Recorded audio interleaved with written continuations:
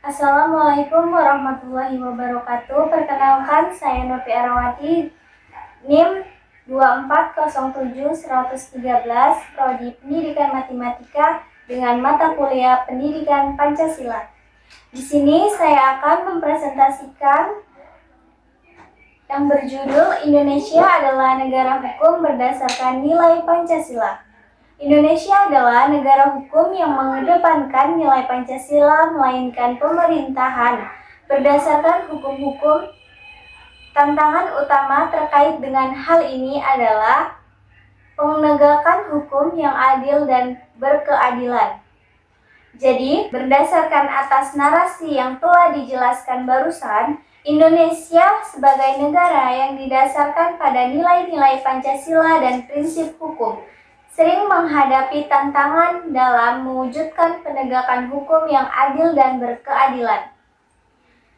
Salah satu masalah utamanya yang sering terjadi adalah ketidaksesuaian antara prinsip-prinsip yang dianut dan praktik di lapangan. Contoh kasus korupsi seringkali tidak ditangani dengan tuntas dan adil. Beberapa pelaku korupsi bisa lolos dan dari hukuman atau bahkan mendapatkan hukuman yang tidak sebanding dengan kejahatannya. Begitu juga dengan masalah kekerasan terhadap perempuan dan anak-anak. Meskipun sudah ada undang-undang yang melindungi mereka, para perempuan dan anak-anak, seringkali kasus-kasus kekerasan ini tidak ditangani dengan cepat atau dengan tepat. Beberapa isu mencangkup ketidakadilan dalam penanganan kasus korupsi, kekerasan terhadap perempuan dan anak, serta menegakkan hak asasi manusia yang seringkali tidak mendapat penyelesaian tuntas. Hal ini menunjukkan ketidaksesuaian penegakan hukum dengan nilai-nilai Pancasila. Hal ini menunjukkan adanya kesenjangan antara idealisme Pancasila yang menekankan keadilan dengan praktik menegakkan hukum di lapangan untuk mengatasi. Hal ini perlu upaya serius dalam meningkatkan kualitas aparat penegakan hukum, termasuk polisi, jaksa, dan juga hukum. Reformasi sistem peradilan juga penting agar lebih transparan dan bisa memberikan keadilan bagi semua orang. Selain itu, isu-isu seperti perlindungan hak asasi manusia, kesehatan gender, pemberdayaan masyarakat, dan pembangunan berkelanjutan juga menjadi tantangan besar. Misalnya, perlindungan terhadap hak-hak minoritas seringkali masih kurang atau kesenjangan antara laki-laki dan perempuan dalam kesempatan dan akses terhadap pendidikan atau pekerjaan masih ada.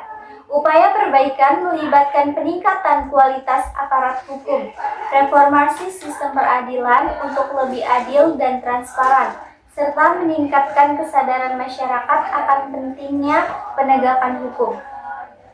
Berdasarkan penjelasan barusan, dapat disimpulkan bahwa untuk mengatasi hal ini diperlukan komitmen dari semua pihak, pemerintah, lembaga hukum, organisasi, non-pemerintah, dan masyarakat secara keseluruhan. Pentingnya kesadaran masyarakat tentang hukum dan hak-hak mereka juga tidak bisa diabaikan. Selain itu, isu terhadap seperti perlindungan hak asasi manusia, kesetaraan gender, pemberdayaan masyarakat, dan pembangunan berkelanjutan juga menjadi tantangan. Untuk mengatasi hal ini diperlukan kerjasama dan komitmen dari seluruh elemen masyarakat Indonesia. Tujuannya adalah mewujudkan negara hukum yang sesuai dengan nilai-nilai Pancasila, memberikan perlindungan hak asasi manusia, dan mencangkup keadilan sosial bagi seluruh rakyat Indonesia. Tujuan utamanya adalah menciptakan negara yang sesuai dengan nilai-nilai Pancasila yang memberikan perlindungan hak asasi manusia kepada semua warga negara, dan yang benar-benar menjunjung tinggi prinsip keadilan sosial bagi seluruh lapisan masyarakat. Hal ini hanya bisa terwujud jika semua pihak bersatu dan berkomitmen untuk memperbaiki sistem hukum dan sosial di Indonesia.